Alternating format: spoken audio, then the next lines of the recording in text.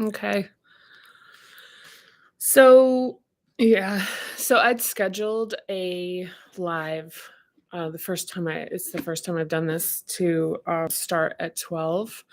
And I actually posted it on my Facebook. So I apologize if you went to that link. For whatever reason, when I'm logging into the account, it doesn't let me um, go live off of it. It just lets me like be somebody that wants to watch it. So yeah, sorry for that. Yeah, that's something I guess to figure out. So anyway, let me just kind of take this for a second. I want to just look at this really quick. Yeah, fuck. All right. I think I'm just gonna have to throw in the towel on this. Which is kind of frustrating because actually really and I also don't have a ton of time for this, sadly. Because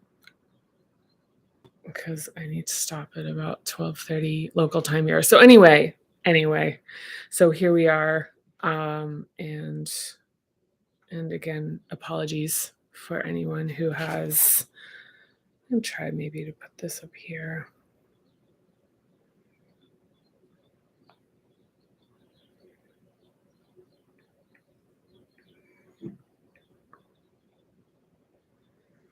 Yeah, sorry about this. Oh, it's really annoying. Um, okay, so yesterday I did a little bit of a live reading. And as I've mentioned in previous videos, that I do these to just grow more comfortable talking to camera and just talking in this format. But yeah, I mean, so where we're at right now, and this actually, so yesterday I'd read the boundaries, and then the boundaries led themselves to just kind of like naturally to go into the adaptations and holding patterns and it kind of sparked the sense of this as being a really like key section to enter into.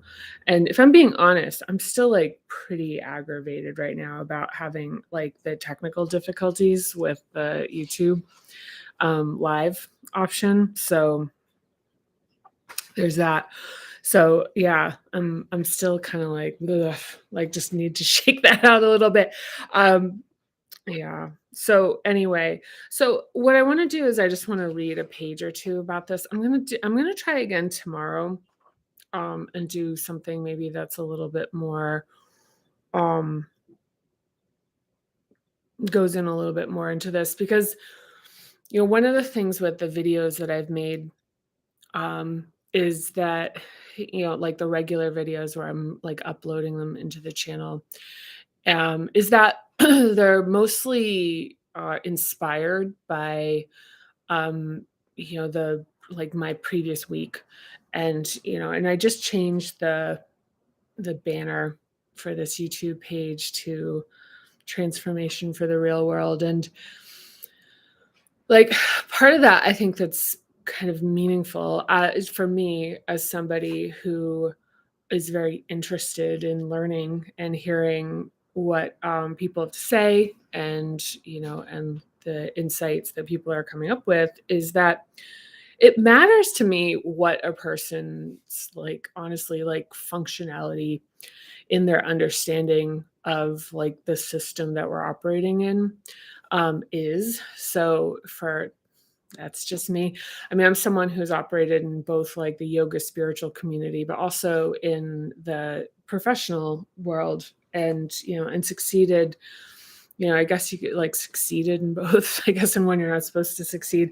But anyway, but I do think there's something that is kind of meaningful in this about talking about how these kind of philosophical practices relate to the practical realities of living a life out in the world where you have to like work and things like and things like that, and even and even if you don't have to work, that you have to function within a system.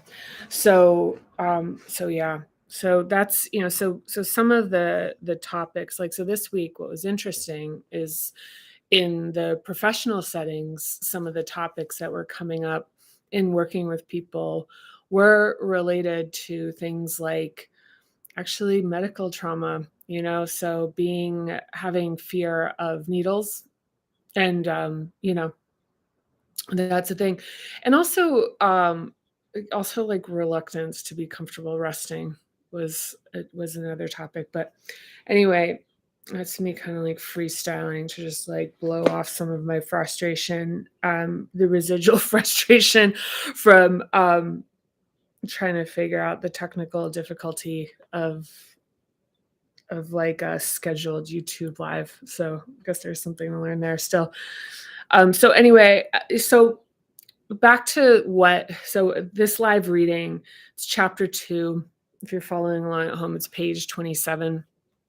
And so the Parinama method is a framework, and within the framework is a methodology. And the framework, once again, is the chronological development of the nervous system divided into 7 hubs, and each of those hubs being responsible for a very specific or facet of ourselves that is, I guess, like multifaceted, but like an aspect of ourselves. So from like physical security to emotion, feeling, power and individuality. So these are the hubs.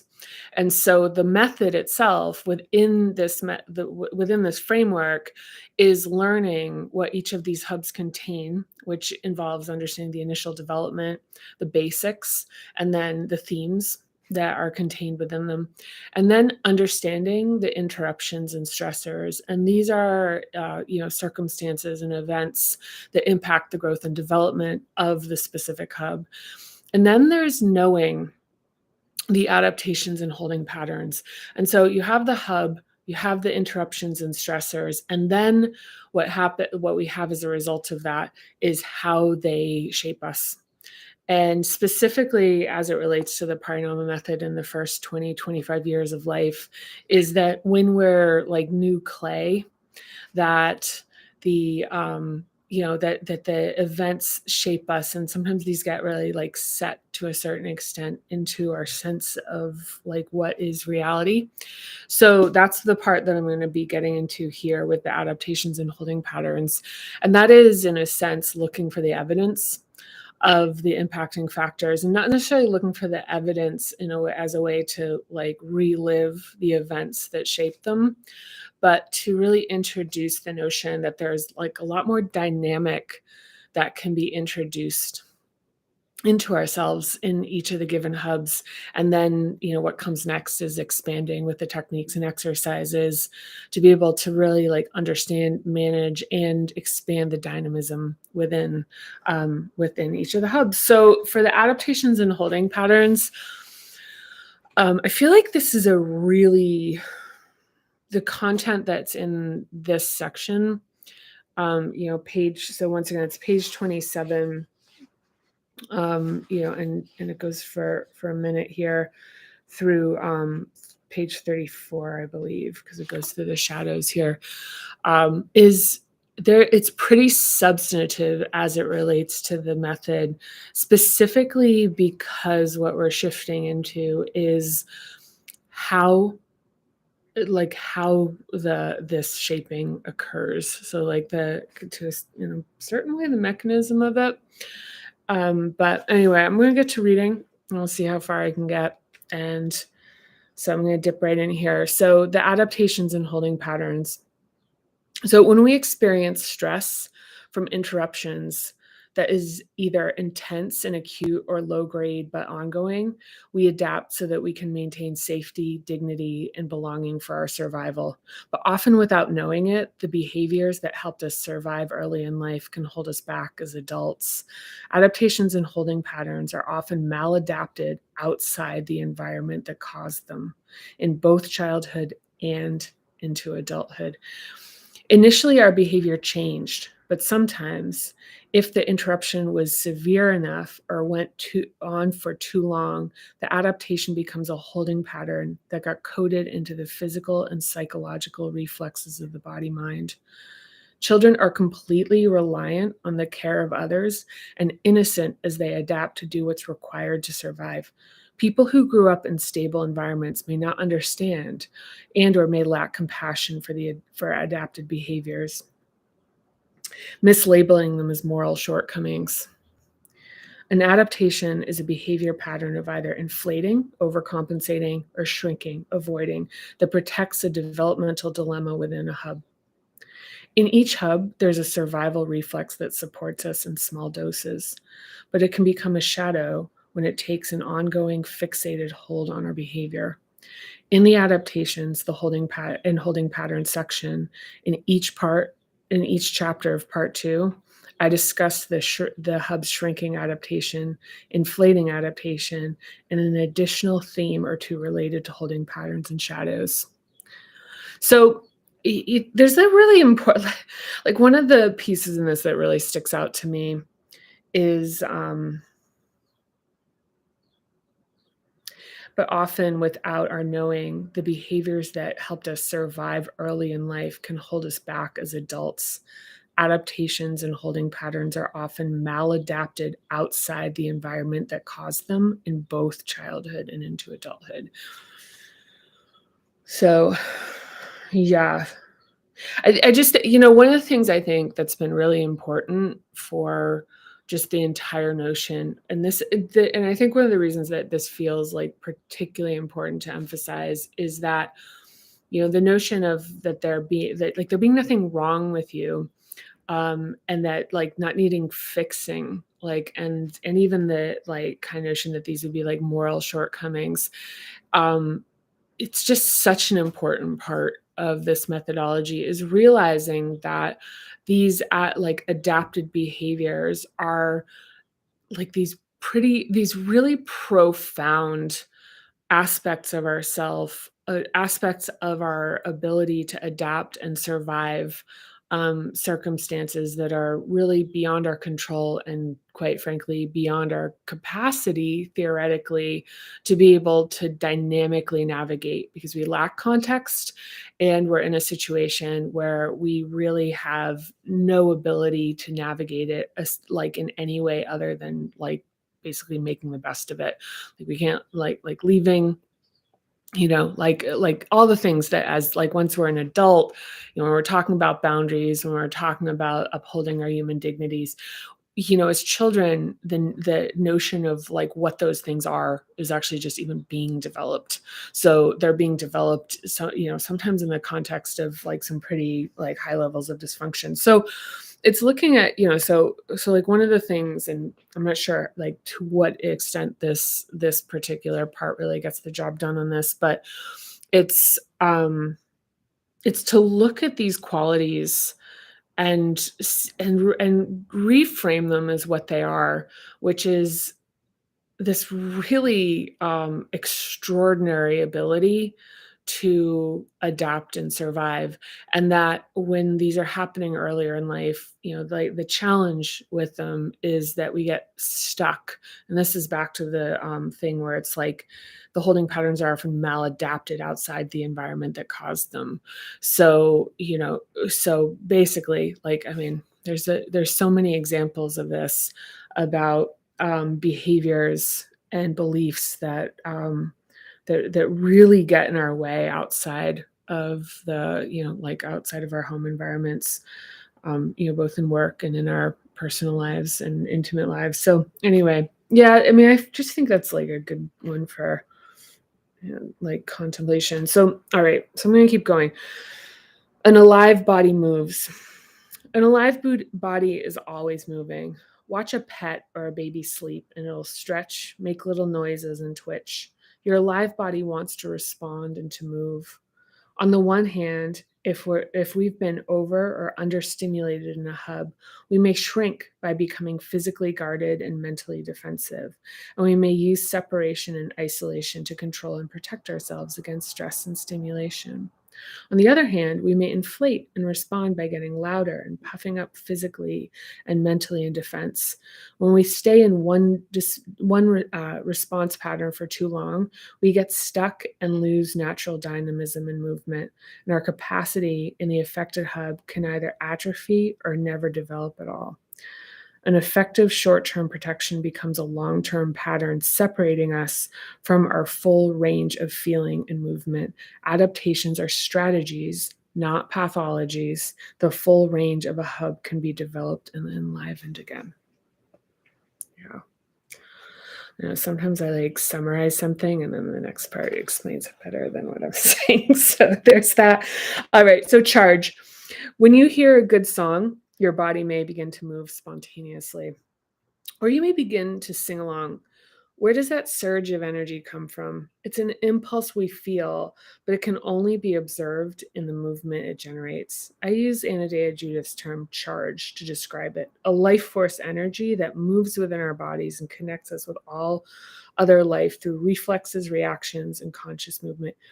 When you take in energy in any form, eating, encouragement, rest, you charge.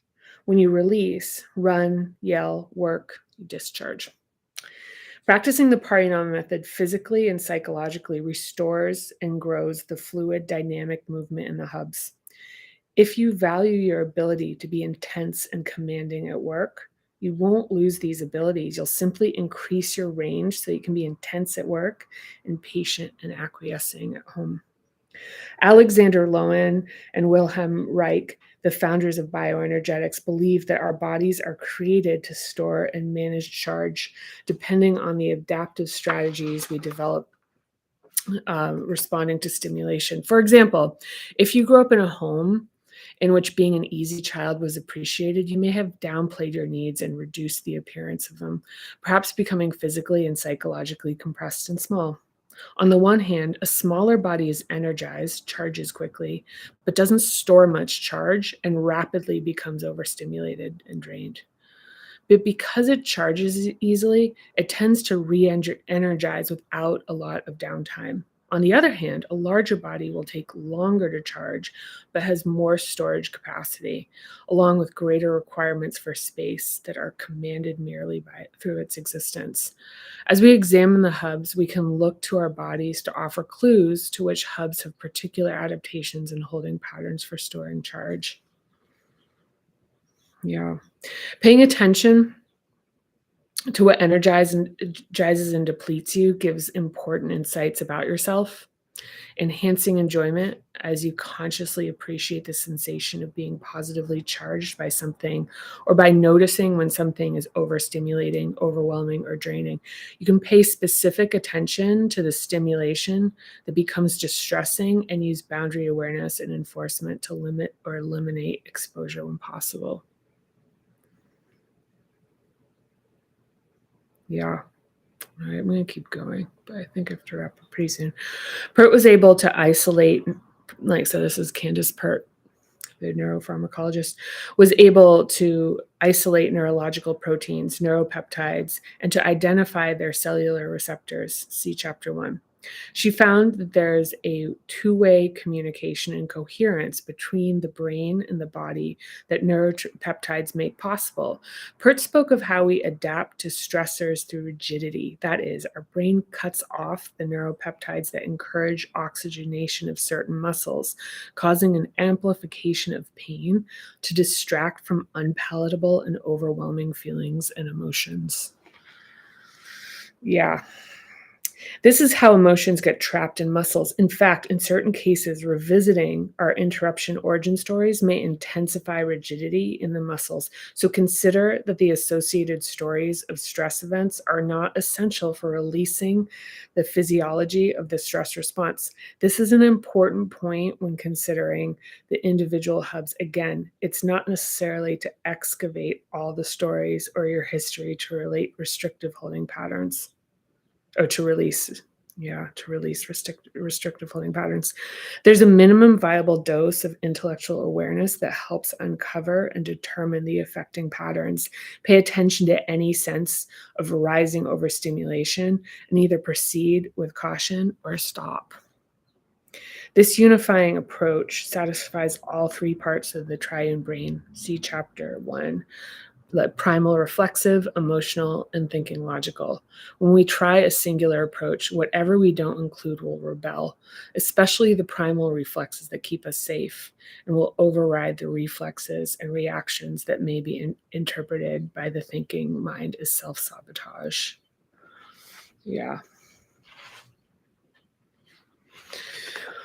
Yeah, I wish I had a little more time because the next section here, which is voltage, which relates to intensity of charge, is next. So the next time I read, I'm going to get into that, and hopefully I'm going to be able to figure out how to schedule one of these ahead of time so folks have an actual chance to join me, because I'd really love to.